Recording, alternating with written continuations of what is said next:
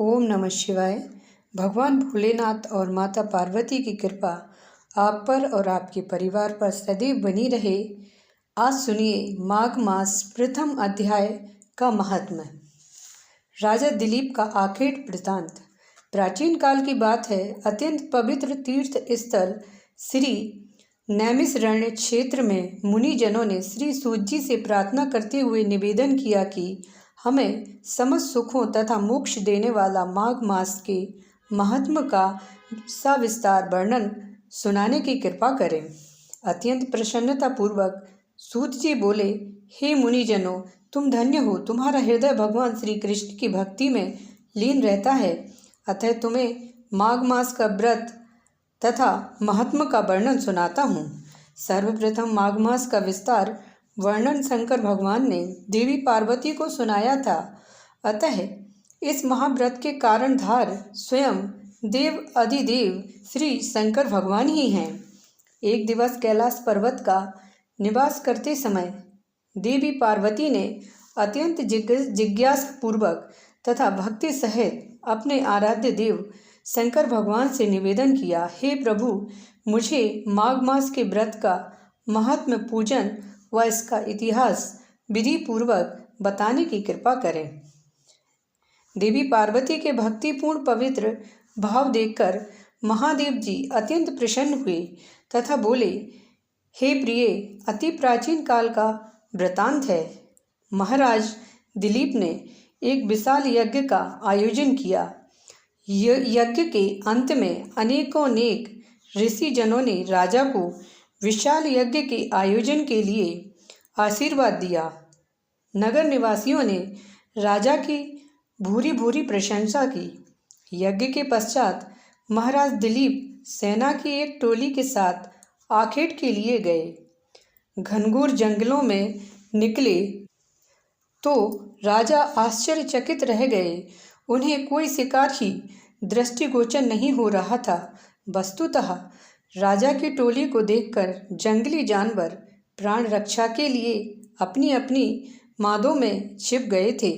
शिकार करते वक्त राजा दिलीप को वन में कुछ मृग तो दिखाई दिए थे, परंतु उन्होंने सिंह कहीं भी दिखाई नहीं दिया था।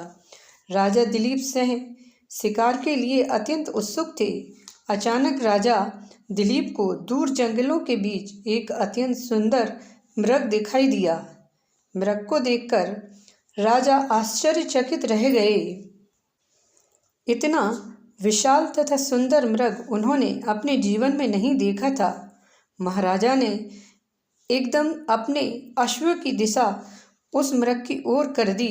राजा का अश्व अति तीव्रता से मृग का पीछा करने लगा, परंतु राजा का अश्व जितना तीव्र होता, मृग की गति और तेज हो जाती। महादेव जी बोले, हे पार्वती, वह साधारण मृग नहीं अपितु मायावी मृग था।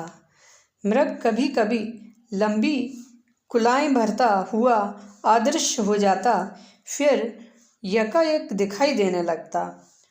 राजा व उनके अनुचर परेशान व हैरान थे। उनके अश्व अत्यंत दुर्गम, आच्छादित तथा कष्टपूर्ण प्रदेशों से अति तीव्र गति सहित उस मृग का पीछा कर रहे थे।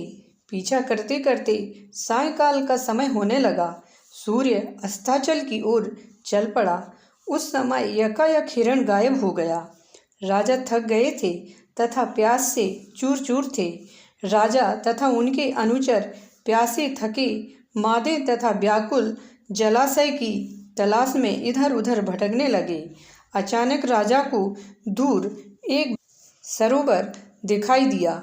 हे देवी पार्वती, राजा तथा उनके अनुचर हर्ष विभोर हो उठे और अपने अश्वों का मुख उस सरोवर की ओर मोड़ दिया।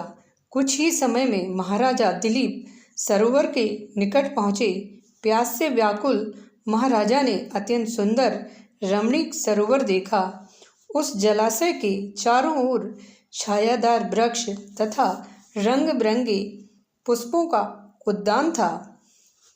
जल स्वच्छ, निर्मल तथा पारदर्शी था। सरोवर रंग बिरंगी मछलियां जल विहार कर रही थीं। जलाशय में अति सुंदर कमल के पुष्प खिले हुए थे। महाराज इस रमणीक स्थान को देख आत्मविभोर हो उठे। एक बार तो वह अपनी तमाम थकान भूल गए।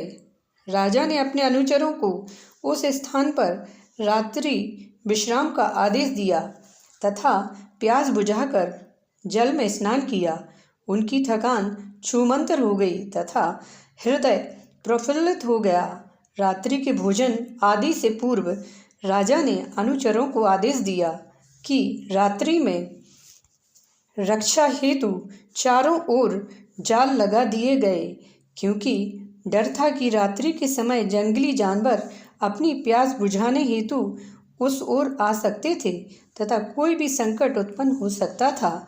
आधी रात्रि के पश्चात जंगली सुअरों का एक झुंड सरोवर की ओर आया और सैनिकों द्वारा बिछाए गए जालों में फंस गया।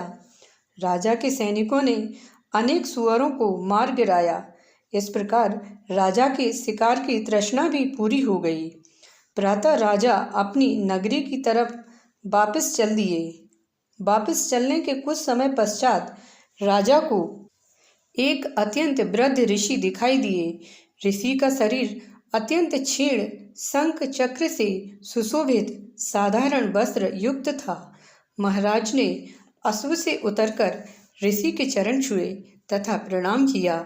हर्षित ऋषि ने राजन को पहचान कर उनको आशीर्वाद दिया और कहा, हे राजन, माघ मास की इस पुण्य बेला में तुम कहाँ से आ रहे हो?